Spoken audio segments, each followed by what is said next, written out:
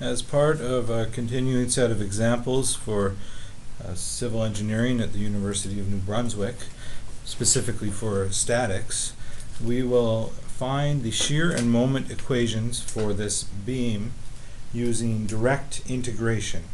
So in direct integration, we will write out the functions for load and then integrate those to get shear and integrate those again to get moment. By applying boundary conditions, which are known values of shear and moment at specific locations, we can solve for our constants of integration. Once we've applied our boundary conditions and solved for our equations, we will draw the shear and moment diagrams. Well, we'll actually do that while we're developing all the equations.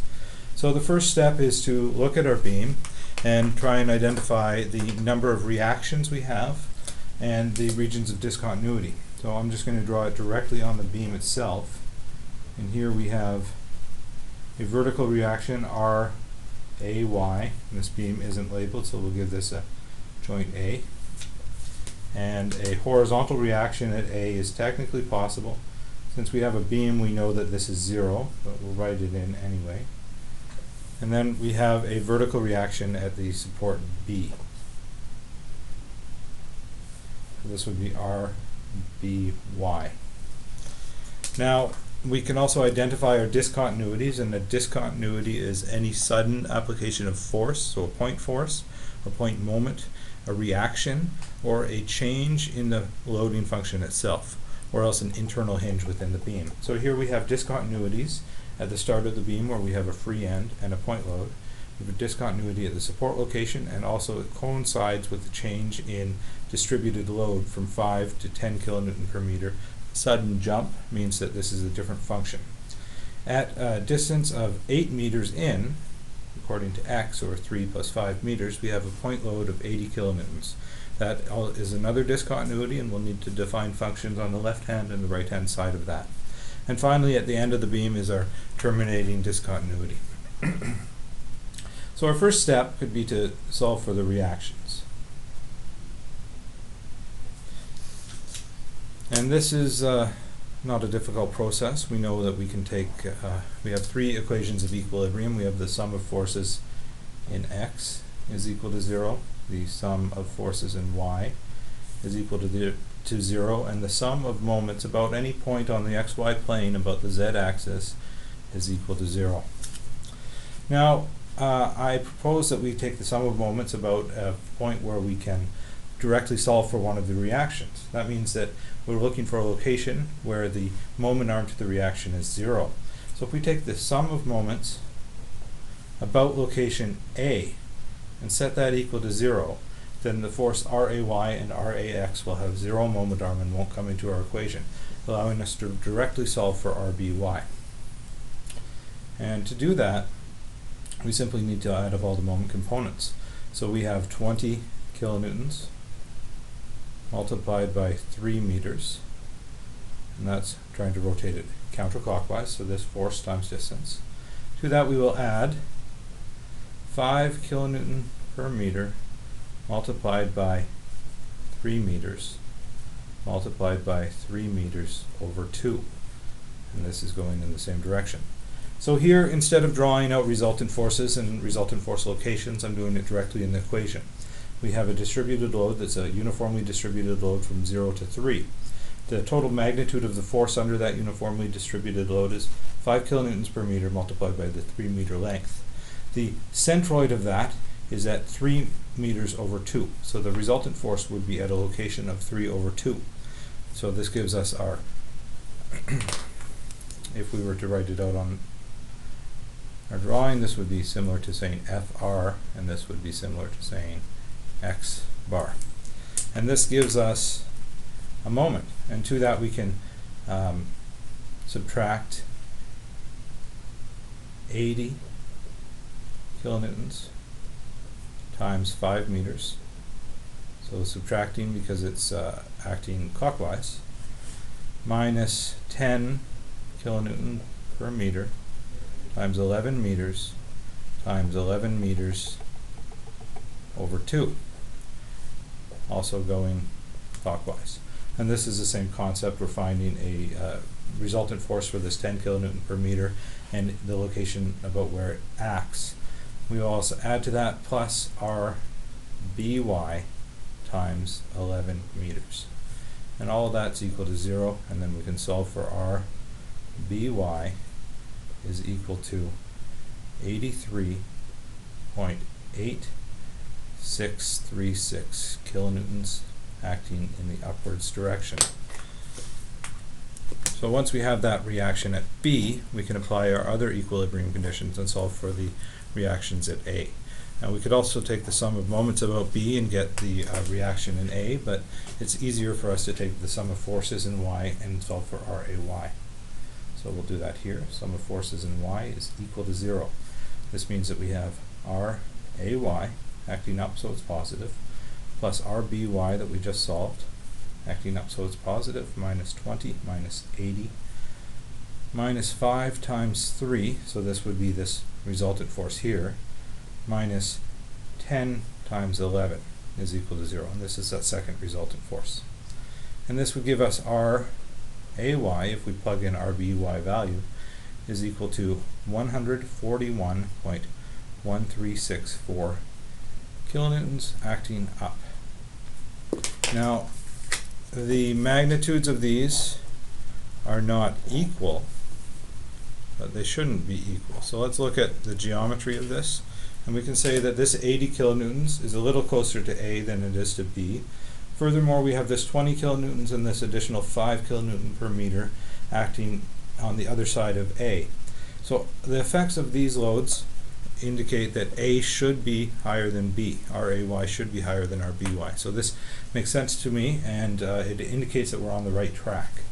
Now we can take the sum of forces in X and set that equal to 0 and state that RAX is equal to 0, which we knew from the get-go because we're testing, or we're not testing, we're analyzing a beam here.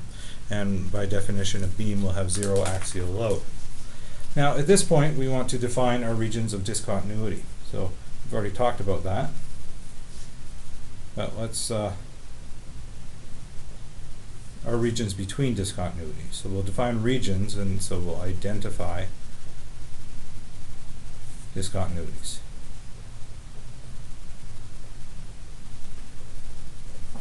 And this is something that we've just gone through, so we won't rehash that, but we'll put names to everything. So we'll call region 1, and this will be at 0 is less than or equal to X is less than 3 meters. And region 2 will be from 3 is less than or equal to X is less than 8 meters. And finally, region 3 will be from 8 all the way up to the end of the beam at 14 meters. So we can indicate those on our drawing. We might as well to we can say that here we have region 1, and here we have region 2, and then finally at this last end of the beam we have region 3.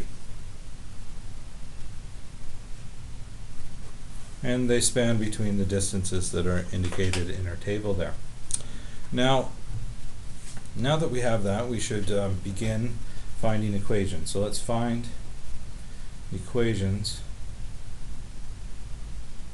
for region 1. It doesn't matter which region we start with, technically, although some regions will be easier than others.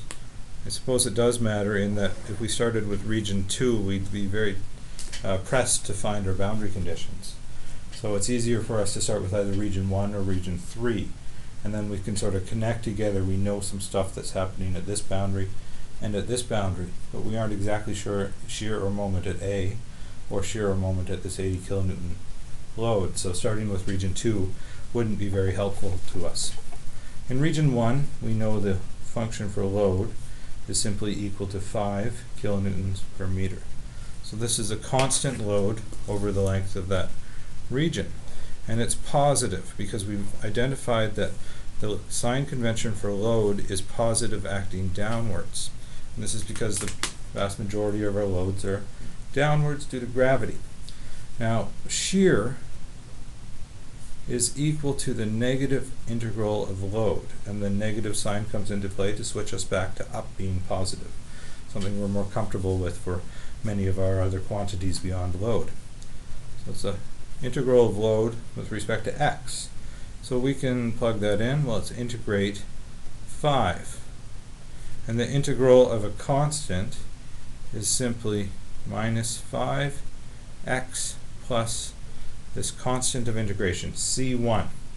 Now, we have an equation, shear as a function of x is equal to minus 5x plus c1. What is c1? Well, we can solve that by applying boundary conditions. So we're going to apply our boundary condition, BC. And this boundary condition is going to be a known value of shear at some location. So we happen to know that shear at the free end has to be 0. And immediately at that end, it has a 20 kilonewton jump. So at the end within our function, it will be 20 kilonewtons down, and then that 20 kilonewton brings it back to 0. So to understand what boundary condition to apply, we have to have at least a rudimentary understanding of some of the concepts of drawing shear and moment diagrams in the first place, and what the values of shear are at our physical boundaries at the ends of beams, at supports or free ends.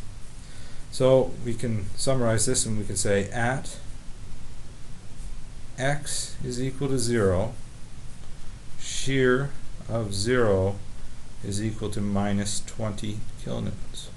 Why minus? Because we have a positive load, and that positive load jumps the shear down a negative value. That negative is here.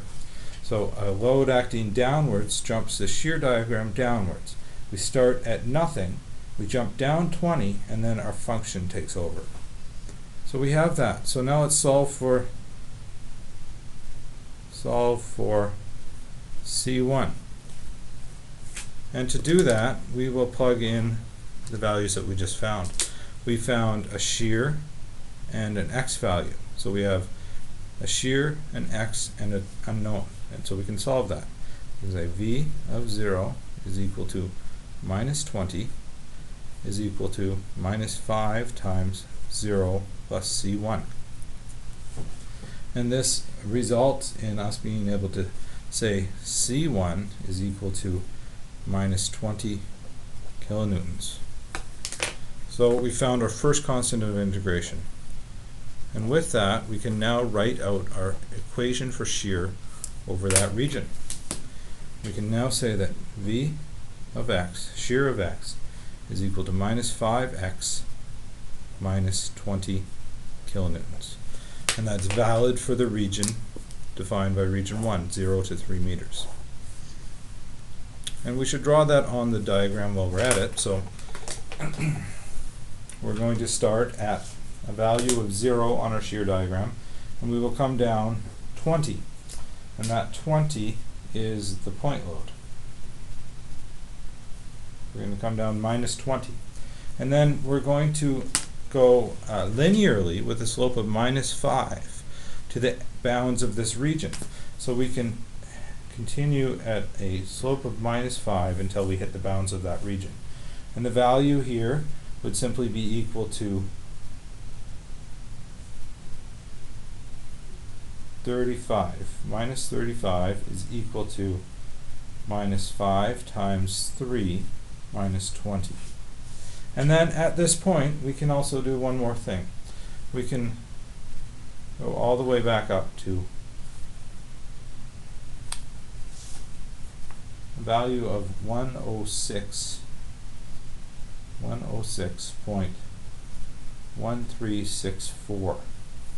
And this is because we took a jump in the shear diagram by a value of RAY is equal to 141 141.1364. In other words, we added 141.1364 to this minus 35 value. Okay, at that point we don't have anything else to draw. So we're still in region 1. Let's find the moment diagram or moment equation for region 1 and then plot the diagram. So we can say moment as a function of x is equal to the integral of shear dx. And we have an equation for shear now that we can integrate, so this is simply equal to the integral of minus 5x minus 20 dx, and this turns out to be minus 5x squared over 2 minus 20x plus c2, our second constant of integration. And we need to know something about moment in order to solve for that constant. So we have a fixed or a free-ended beam, and we know that moment has to go to 0. There's no point sources of moment, so the moment at 0 is 0. We can say at x is equal to 0, moment of 0 is equal to 0. And this allows us to plug it into our equation. Moment of 0 is equal to minus 5 times 0 squared over 2 minus 20 times 0 plus c2, and this gives us c2 is equal to 0.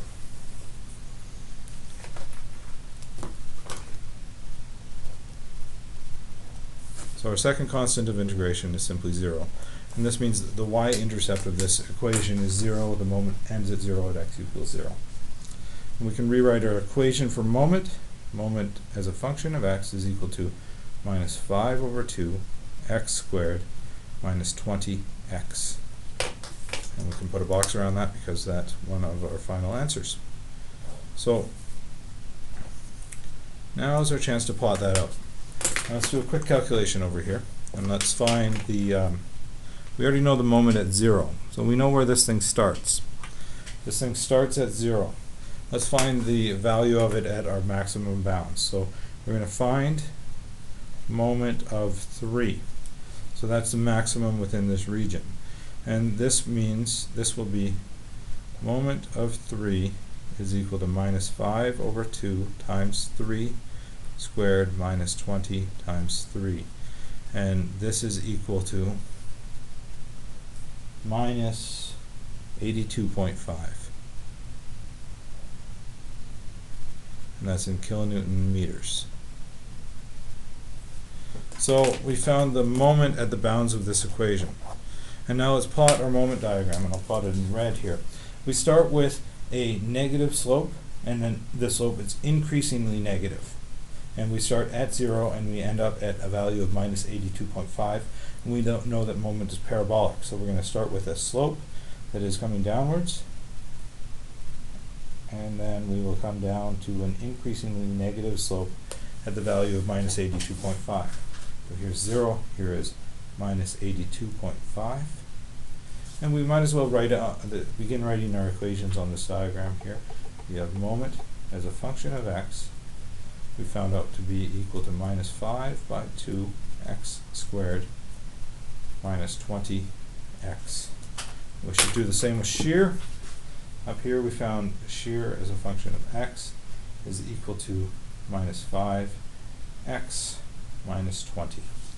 Alright, so at this point we've solved for everything we need to within region 1, and we've also found the values that we can use as boundary conditions in region 2. So we can use this value as the start of the equation for region 2, and this value is the start of the equation for moment for region 2.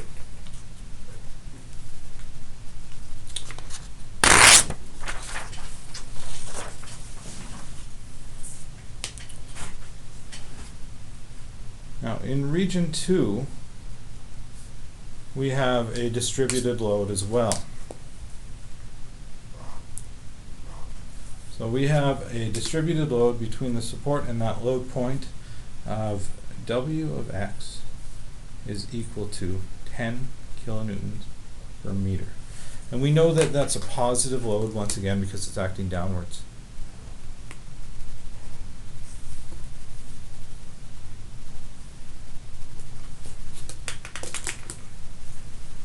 And now we can go ahead and try and solve for our shear. So shear of x is simply equal to negative integral of w of x dx.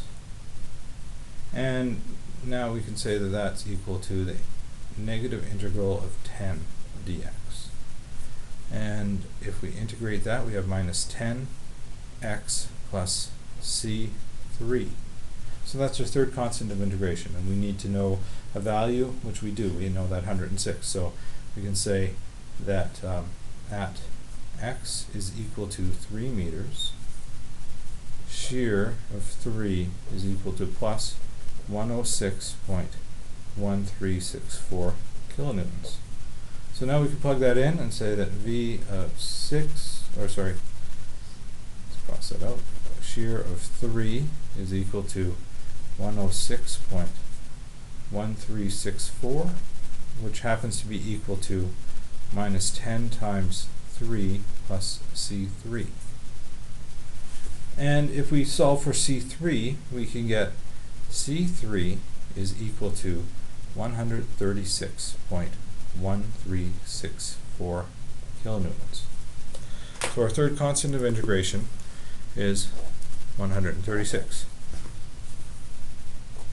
And using that, we can plug that into our equation for shear that we just derived, and we can rewrite it and say shear as a function of x in region 2 is equal to minus 10x plus 136.1364 kilonewtons. And we are able to plot that at this point, but in order to do that, it's a line, so let's calculate the value of shear at the ends of this. We already know the shear at the start is this constant here, 136. Let's find shear of 8. So that will be the shear at the point at the end of this region, and that will be equal to 106 point. Or I started in the wrong spot. Will be equal to minus 10 times 8 plus 136.1364. And we can say that shear at the end of this region, shear of 8, is equal to 56.1364 kilonewtons. So using that and the equation and the start and the end point, we can go to our graph and plot the shear. So we have a line, and that line has a constant slope of 10, and that slope is negative, and we start at 106.1364, and we end up at a value of 56.1364. And we have an equation for this shear. Shear as a function of x is equal to minus 10x plus 136.1364. Now at this location we have a point load of 80, and that 80 causes a jump in our shear diagram. So we'll come down to a value of minus 23.8636. And we found that by simply taking that 56.1364 minus 80. And the value we jumped there was 80. So we're ready to find the moment in this next region now, or in the same region. So we can say that moment as a function of x is equal to the integral of shear, and this is equal to the integral of minus 10x plus 136.1364 dx. So we're integrating the shear that we just found. And if we do that, we can say that this is simply equal to minus 5x squared, so minus 10x squared over 2, plus 136.1364 plus C4. So we happen to know we need a boundary condition for this, so we need a value of moment at a specific location of x in order to solve for C4. So there's an x missing there, 136.1364x. And we know at x is equal to 3 meters, moment of 3 is equal to minus 82.5 kilonewton meters. So we found that here. And as we know, the only time we take a jump in a moment diagram is where we have a point source of moment. So the discontinuity here results in a kink in the moment diagram and a change of equation. Now we can solve for this value of C4 by plugging those in. So we can say moment of 3 is equal to minus 82.5, which happens to be equal to this equation that we just found here, minus 5 times 3 squared plus 136.1364 times 3 plus C4. And this gives us a value of C4 is equal to negative 445.909 kilonewton meters. So our fourth constant of integration is found by applying that boundary condition. We can underline that, or I guess we can put a box around it to be consistent, and we can plug it back into our equation for moment. And now we can write moment as a function of x is equal to minus 5x squared plus 136.1364 x minus C4 minus 445.909 kilonewton meters. And we can put a box around this. That's one of our final equations. And before we plot this, let's find the moment at the other ends of this, moment at the bounds of this equation. We know it starts at we start at minus 82.5, and we know that we go to a certain limit at the end of this equation at x equals 8. So let's find moment of 8 is equal to minus 5 times 8 squared plus 136.1364 times 8 minus 445.909, and this is equal to moment of 8, which is plus 323.182 kilonewton meters. And now that we know that and we know the shape of the curve, we can plot it on our diagram here. So the moment goes from a value here. It starts with a high positive slope, and the slope decreases to a moderate positive slope. So positive slope is sloping up and to the right. So we're going to start by sloping up and decreasing that slope as we go. And we're not going to end flat. We're going to end with a positive slope. And that positive slope will be at a location where we have a moment at the bounds of 323.182.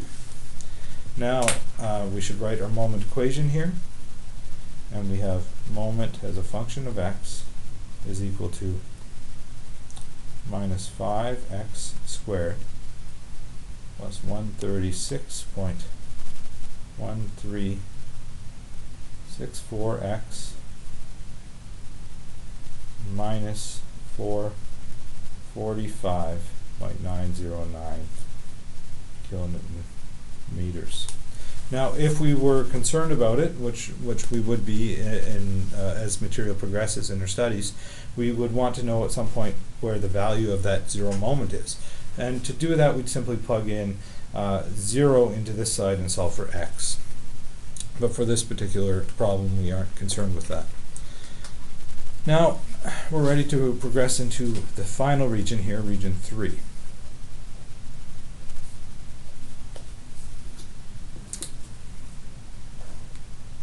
So in region 3, once again, we can define our load. We can say W of x is equal to 10 kilonewton per meter. It's the same distributed load as was in region 2. This means our equations will look somewhat similar. The slopes will be, or at least the coefficient on the quadratic term will be the same. But other terms such as the coefficient on the linear term and the constant will be different. For moment and shear, the slopes will be identical as the slope here. Now we have this equation here, and we know that shear function of x is simply equal to the minus integral of load dx. And this is equal to minus integral of 10 dx. And this is equal to minus 10x plus c5. So we're up to our fifth constant of integration now. Now we need to apply boundary conditions, and in this case we're going to know two boundary conditions. We actually know the shear at the start of this equation already, and it's not very difficult for us to find the shear at the end. We have RBY, which jumps up the shear, and so we have some shear happening, and it will end at a value that's equal to minus RBY, because it has to go to zero shear by the time the beam terminates. So the reaction brings it back up to 0. In other words, at x equals 14, we have a known boundary of shear is equal to minus RBY, and at x equals 8, we have a known boundary of shear is equal to minus 23. Excuse me. So using that, we can solve for the constant of integration with 1 and check against the solution for shear using the found equation against our known other boundary. And if it's correct, it means that we probably didn't make a mistake in all the previous work that we did. If it's incorrect, then we would have a bit of detective work in front of us to find where our mistakes were.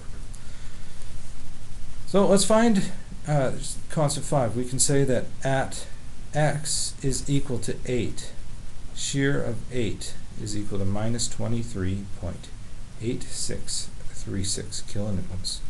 So we can write that shear of 8 is equal to minus 23.8636, and that's equal to minus 10 times 8 plus C5.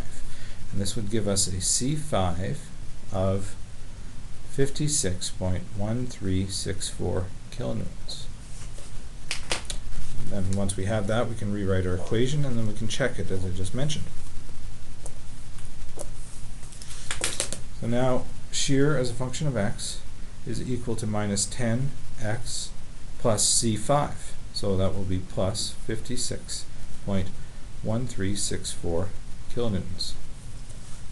And that's the shear valid over region 3. Alright, so now let's do a little check here. We can say that shear of 14 should equal to minus RBY for reasons we just discussed. And that's equal to minus 83.8636 kilonewtons. So if we plug in 14 into the above equation, we should be able to get that. So let's plug in, let's see what we have. Minus 83.8636 is equal to minus 10 times 14 plus 56.1364. And if we were to solve that, we'd end up with minus 83.8636 is equal to minus 83.8636. And since they are the same, we can say that that is okay. We didn't make any mistakes in solving for shear. Now at this point, we can plot our shear onto our drawing here. And so we know that we end at a value of minus 86.8636. So here we have a shear of minus 86.8636, and it will go back up to 0. And to get there, the reason it goes back to 0 is because we take a jump by magnitude RBY. So now we're done our shear diagram. We should write it on the drawing too, just for completeness. Shear as a function of x is equal to minus 10x plus 56.1364 kilonewtons. So we're done our shear diagram, and we have one more equation to solve, and that's the moment in region 3, the moment connecting here to here. So we'll have to go to a new page for that. So to find the moment here, we can say that moment of x is equal to the integral of shear of x dx, which is equal to the integral of the equation we just found, minus 10x plus 56.1364 dx. And if we integrate this out, we end up with minus 5x squared plus 56.1364x plus C6. So we're up to 6 constants of integration. And that's typical. We'll get a constant of integration for every equation that we integrate, or for every equation we develop through an integral. And we have 3 regions, and we have 2 equations per region. That means 6 constants of integration. That means we're going to need to know 3 boundary conditions in shear and 3 in moment to solve this. Now there's ways, if we happen to not know as many in shear, there's ways to get those boundary conditions by knowing multiple ones in moment. So in other words, I guess what we'd need to do is know a total of 6 boundary conditions that are a combination of shear and moment. So that's our equation, and now we need to solve for that constant. So at x is equal to 8 meters, we know that moment is equal to plus 323.182 kilonewton meters. And that's this value here. And so we can plug in moment of 8 is equal to 323.182 is equal to minus 5 times 8 squared plus 56.1364 times 8 plus our final constant of integration, C6. Now we can solve for C6, and we can end up with C6 is equal to plus 194.091 kilonewton meters.